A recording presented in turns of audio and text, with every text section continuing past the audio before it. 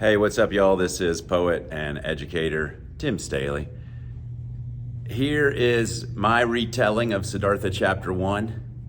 Stay tuned after the video to get some context and some special notes about how to do this in your classroom.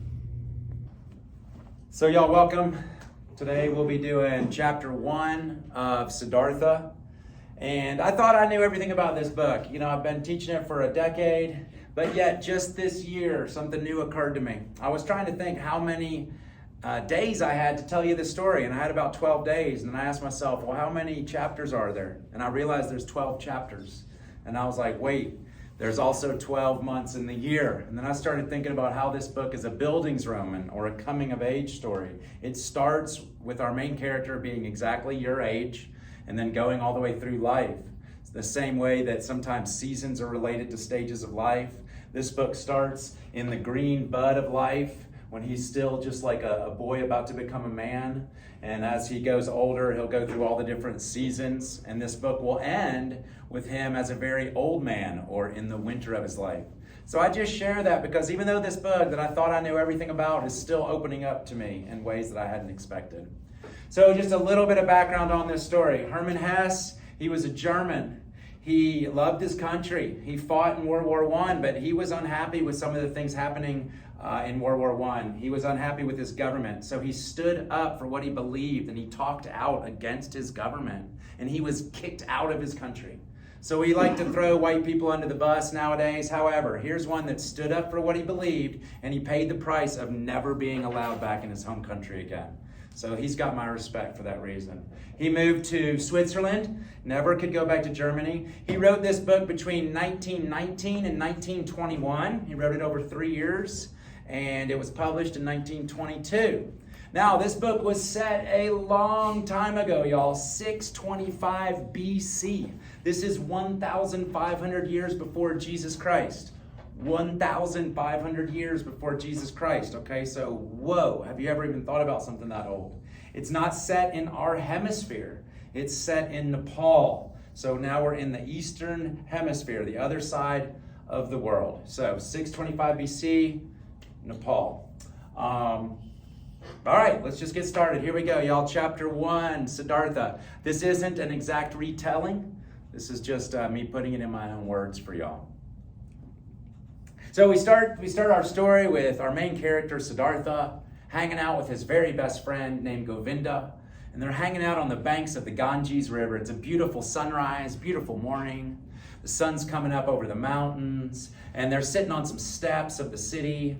And they're looking down at Siddhartha's dad. And Siddhartha's dad's down by the banks of the river performing ablutions. This is sort of a cleansing ceremony. It's not necessarily like a bath. It's more of like a ritual. There's prayers involved and there's some water involved, but it's a religious ritual. The dad is a very religious man. He's the most religious leader in the town, and he's called a Brahmin. There's the word right here for you. It's a Brahmin. So in this day and age, the Brahmins were more powerful than kings. The Brahmins had more power than the king.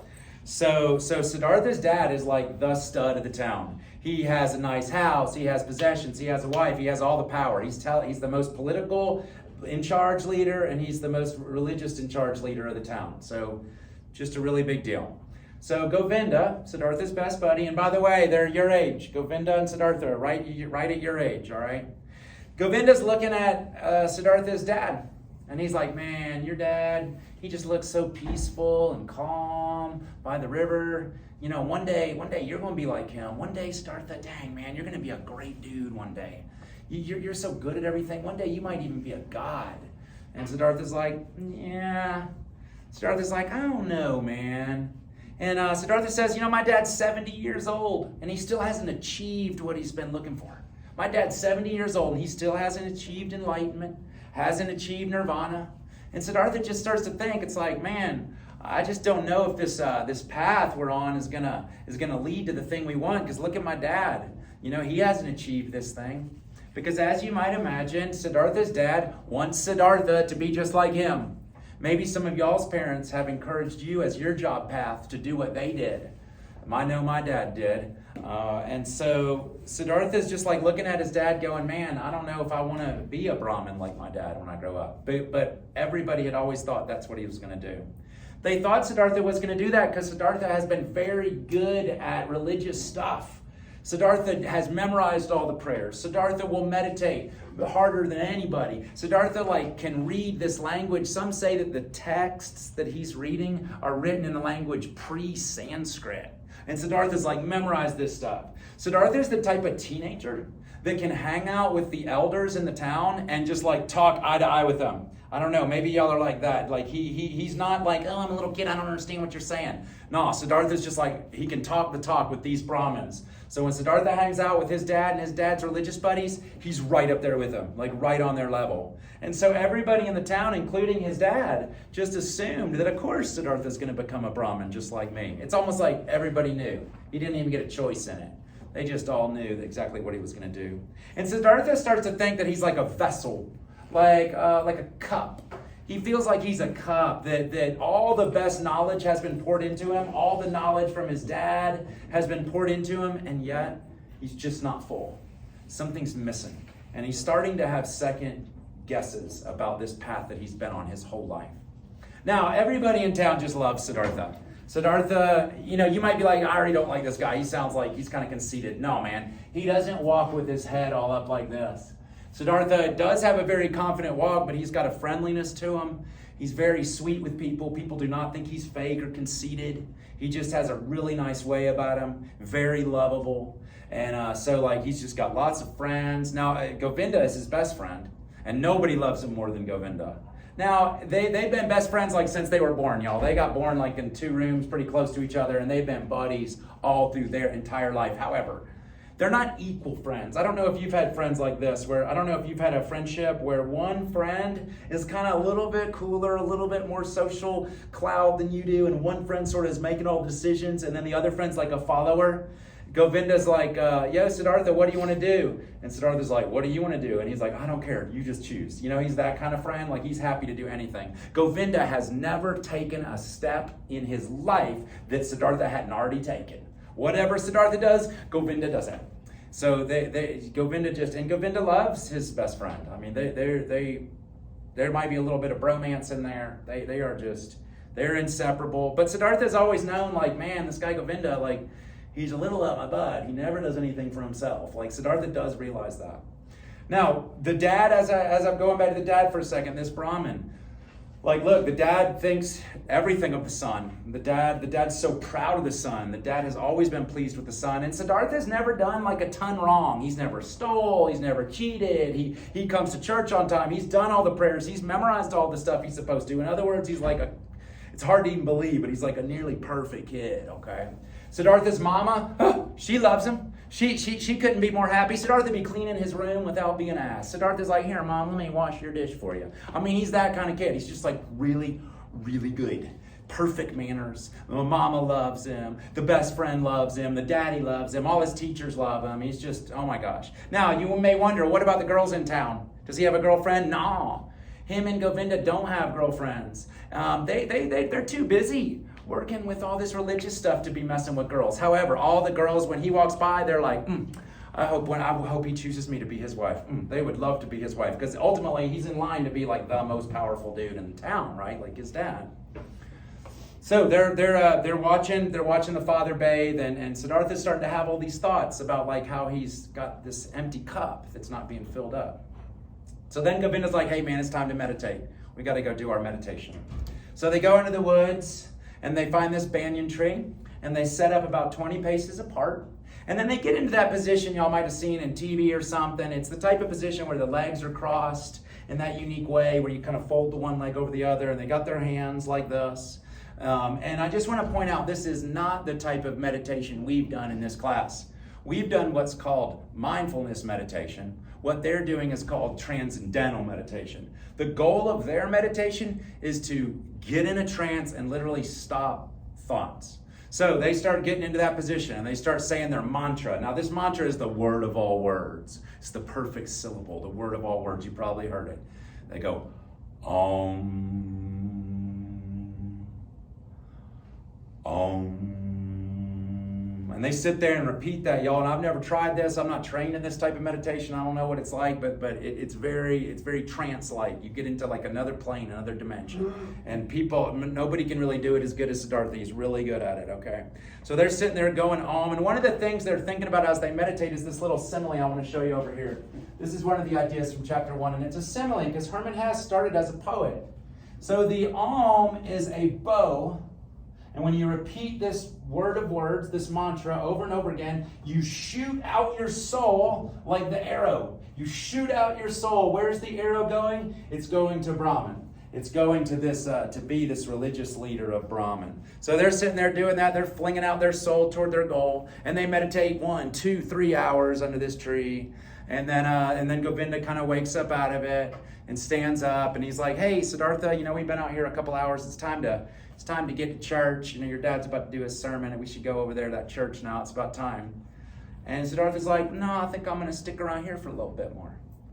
And Govinda's like, "What you talking? You ain't never been late to your dad's service before. What are you talking about?" And he says, "You know what? I'm gonna leave this town tomorrow morning. I'm gonna go join the Samanas, also known as the ascetics." Now let me explain who these people are. These ascetics / Samanas, they have 2 names.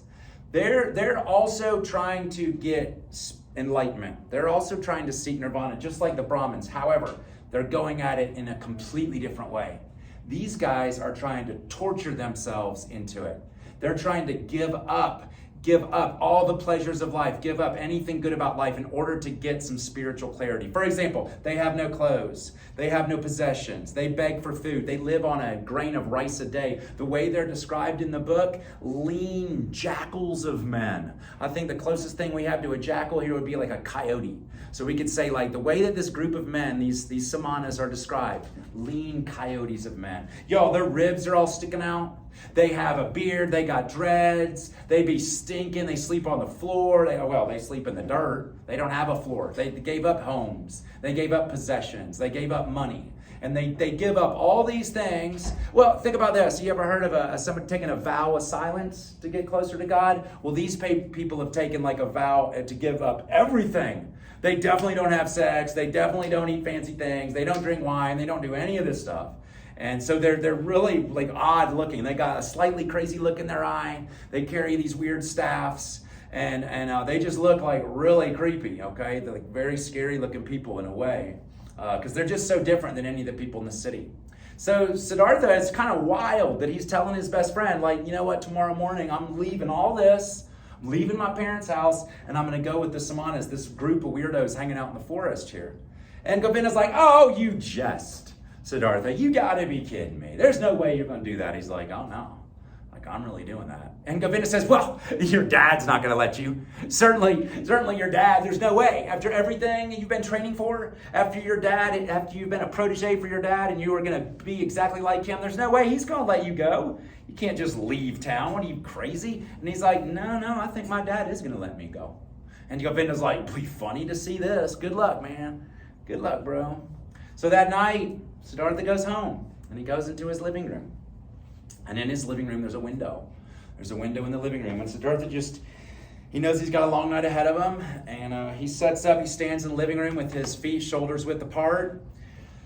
He bends his knees just a little bit because he's not trying to pass out. And he stands like with his arms crossed. And he's just got this fixed expression. It's not a scowl. It's not a smile. It's just kind of a straight smile. And he just stands there. And his daddy gets done with church. And Dad comes in like 6 p.m. at night. And the dad's like, "What are you doing standing there like that?" And Siddhartha says, "Tomorrow morning, I'm going to leave home. I'm going to go with the Samanas." And the dad's like, "I should not like to hear you make that request a second time. You do not have permission to do that. You may not do that." And Siddhartha says, "I've always done what my father told me to do." And the dad's like, "Okay." And the dad just leaves. And Siddhartha doesn't move an inch. Stands like this. So the dad was kind of weirded out, like, what's going on? The dad goes to lay down in his bed, and he can't sleep. This is crazy. He can't sleep. And he gets up, he goes outside, and he looks in the window into the living room, into his house. And he just sees Siddhartha just standing like this. Same expression, same posture. The dad's like, "What the hell?" The dad, he's going through all kind of emotions. He doesn't know what's going on. His whole world is turning upside down. The dad lays back down. Now, the whole night goes on like this. The whole night. So many hours go by that the moon itself crosses all the way across the sky. I mean, 1 a.m., 3 a.m., 4 a.m. The dad's just up, looking through the window. Siddhartha just comes in like this. Finally, in the pre-dawn, in the blue light of pre-dawn, the dad marches in there. And he's like, what, are you just going to wait forever? You're just going to stand there all day? I will stand and wait. You're going to grow tired, Siddhartha. I will grow tired. You're going to die, Siddhartha. I will die. And you would rather die than disobey your father? I have never disobeyed my father. And then the dad does something that I think is very cool. And I really hope that I can be this kind of father to my daughter. And actually, I hope y'all can be this type of parent too. The dad puts himself aside for a second. And the dad looks deep into Siddhartha's eyes, into his soul. And the dad can tell that Siddhartha has already gone. The dad realizes that to stop Siddhartha from this decision he's made would be pointless. So the dad, I love what the dad says here. The dad says, go out into the woods. Go into the woods with these samanas. And if you find enlightenment, if you achieve nirvana, if you get heaven on earth, then come back and tell me, because I want to know. If you find the answer out there, come back and tell me. I want to know. Also, if you go out there and it turns out to be a big mistake, worst mistake of your life, then come back and tell me. And you can continue with this path that we were on before. So basically, like, your options are both good. We love you. If it's good, we want you to come back and tell us. If it's bad, we also want you to come back and tell us. And then he basically like hugs his son. He doesn't know when he's going to see his son again, and he says, "Hey, go tell your mother goodbye. Go say goodbye to your mama." And Siddhartha goes and hugs his mom, and he starts to walk. Well, I should back up. It's like when he started to walk to go say goodbye to his mom, his legs were like rubbery because he'd been standing up for 8 hours. So he's kind of like wobbling for a minute because he's been like so firm in his position. So he kind of wobbles out of there. He's like, "Thank you, Father." And he goes to say goodbye to his mama. And then he's headed out of town. He's walking out of town. He didn't grab his wallet. He didn't grab his clothes or suitcase. Like, no, man, like already he's given up all his possessions. He lived in a nice house. His parents had money. He's the most powerful. His dad's the most powerful guy in the town. So he definitely had like a cushy life, man. 3 meals a day. But he didn't, you don't take possessions when you're going to be a samana. You're giving up all possessions. So he's like got nothing on, just the clothes he has on. Just the shoes he had on. He's not grabbing a suitcase. He just starts walking out of town. He can see the samanas. They're camped out underneath these trees on the edge of town. And the sun's coming up the next day, right? The sun's coming up. He's been there standing all night. And right on the edge of town, there's this little bush tree thing. Guess who pops out? It's Govinda. Govinda pops out because, as I told you, he's never done anything on his own. And Siddhartha's like, "You have come." And Govinda says, "I have come." And that's the end of part 1. Hey, the YouTubers. In my very first teaching literature, how to teach literature video, I talk about memorizing a novel and look at your students in the eye and tell them the story. And there were some comments of people wanted to see an example of that. So that's why I prepared this video and I recorded what happened in my classroom today during one of the periods. Now, I wanted to give you some other information. Number one, students do have the ability to not listen to my retelling and instead go to the library and check out the book and read Hermann Hesse's words for their own. So this is not mandatory that this story be told through my mind and through my heart. Also, this book, the good thing about a classic like Siddhartha is it's available online. There's a PDF of the whole book on the internet. There's an audio book of the whole book on YouTube. So students can check out any of those versions. What I want them to do, and in fact what they've already graded themselves on, is their listening for comprehension ability, because that is one of the standards and benchmarks that we're tasked with covering, listening for comprehension. So now also, please understand that any of the typical English teacher stuff can also happen with this technique.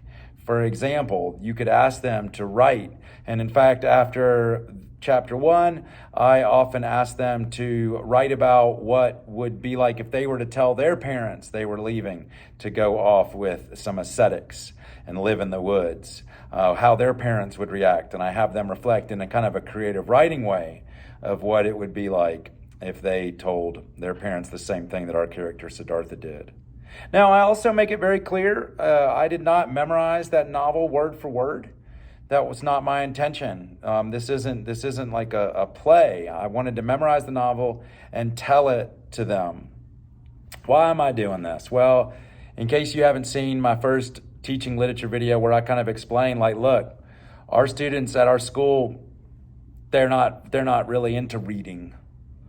And they're especially not into reading some novel from 1922.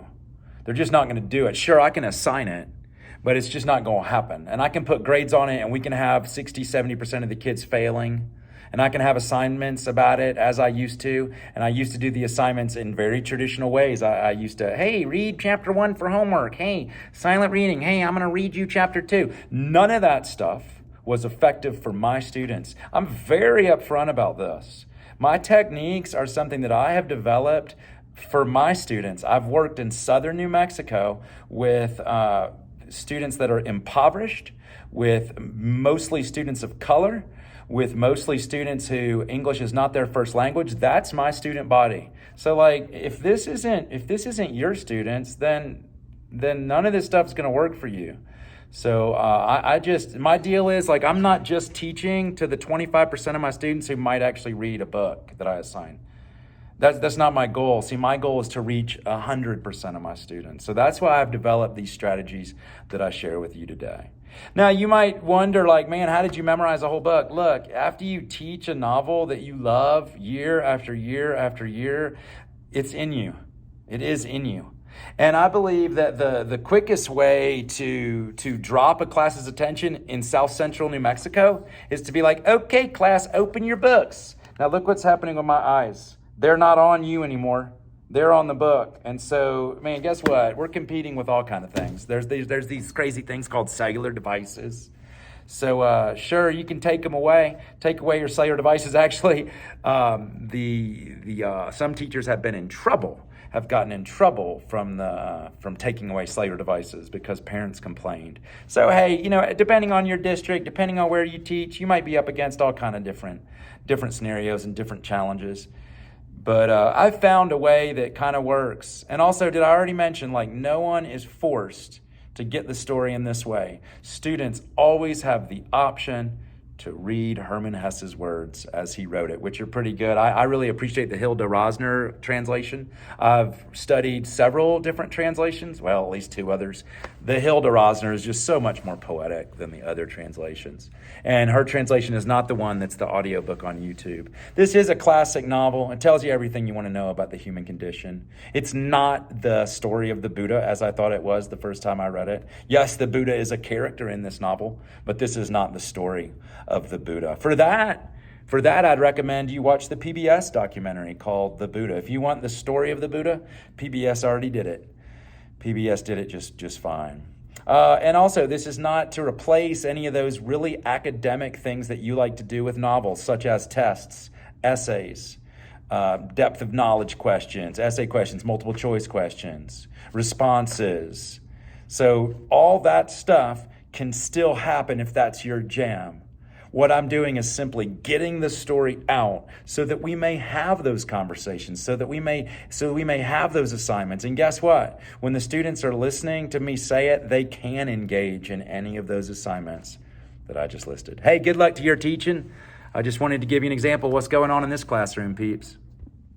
Well, hey, y'all, I hope you enjoyed that recent installment of How to Teach Literature by some different strategies. You're not going to find any of these techniques anywhere else other than my channel. Hey, do you want to know more about me? Visit my website, poetstaley.com. Did you know that for 10 years I've been a radio DJ? You want to know what I'm up to on the airwaves? Go over to mixcloud.com or download the free app and look for Monsoon Down the Radio. My DJ name is The Tater. I appreciate your support. Hey, do you have a teacher friend who's struggling to get 100% of their students engaged? Why don't you tell them about my channel? And why don't you continue to hit that like and hit that subscribe button if you haven't already? You know the drill. I really appreciate your support. Have a wonderful week. Have a wonderful day, and good luck in that classroom.